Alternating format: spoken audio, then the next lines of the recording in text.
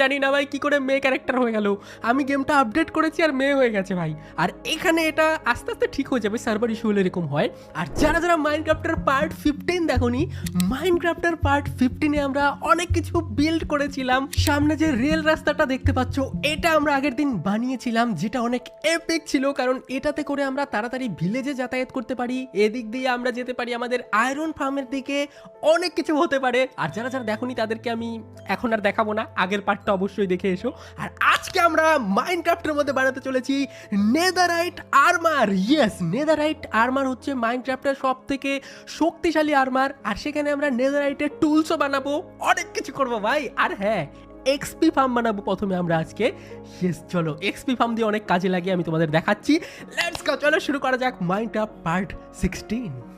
XP farm বানানোর আগে আমি আমার দুটো ট্রাইডেন্ট দেখাই, যেখানে আমি চ্যানেলিং আর আরেকটাতে হচ্ছে রিপটাইড 3 লাগি।